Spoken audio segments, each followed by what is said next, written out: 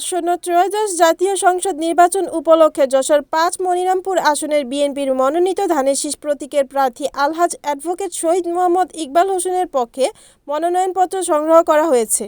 সোমবার শহীদ ইকবাল হোসেনের পক্ষে দলীয় নেতৃবৃন্দ অফিসারের নিকট হতে মনোনয়নপত্র সংগ্রহ করেন। এ সময় উপজেলা বিএনপির সাধারণ সম্পাদক আসাদুজ্জামান মিন্টু, উপজেলা বিএনপির সদস্য কামরুজ্জামান শাহীন, মনিরামপুর সদর ইউনিয়ন চেয়ারম্যান নিস্তার ফারুক সহ উপজেলা ও পৌর বিএনপির অন্যান্য নেতৃবৃন্দ উপস্থিত ছিলেন।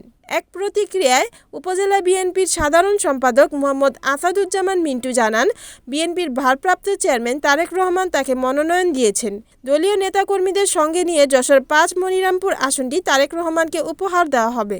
নির্বাচিত হলে মনিরামপুরে উন্নয়নের বিভিন্ন প্রতিশ্রুতি ব্যক্ত করেন।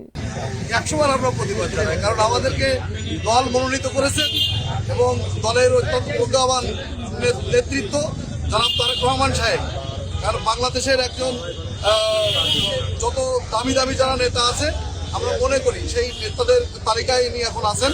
দীর্ঘ ১৮ বছর তিনি দেশের বাইরে থেকে উনি যে রাজনৈতিকভাবে চর্চা উনি করেছেন, তাতে বাংলাদেশের এখন কাকে কাকে মনোনয়ন দিতে হবে উনি সেটা ভালো জানেন এবং ওনার কাছে যেসব তথ্য আছে কাকে মনোনয়ন দিলে মনিরামপুরের আসন আমরা বিজয় অর্জন করতে পারবো, সে তথ্য ওনার কাছে আছে। সেই মোতাবেক উনি জনাব অ্যাডভোকেট শহীদ মোহাম্মদ ইকবাল হোসেনকে মনোনীত করেছেন।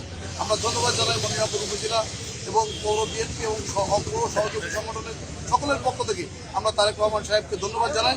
আমরা আশা করব যে এই মনোনয়ন আর কোনো ব্যত্যয় হবে না, এই মনোনয়ন কোনো রকম পরিবর্তন হবে না। আমরা শহীদ ইকবাল সাহেবকেই আগামী দিনে ধানের শীষ মার্কায় ভোট দিয়ে মনিরামপুর থেকে জয়যুক্ত করে ইনশাআল্লাহ সুন্দর বানাবো এই আশা। বিগত দিনের ইতিহাসে মনিরামপুর থেকে বাংলাদেশ জাতীয়তাবাদী দল বিএনপি থেকে কখনো কেউ এমপি হয়নি। এবার সেই রেকর্ড সৃষ্টি করতে যাচ্ছে কিনা বিএনপি? অবশ্যই রেকর্ড সৃষ্টি করতে যাচ্ছে।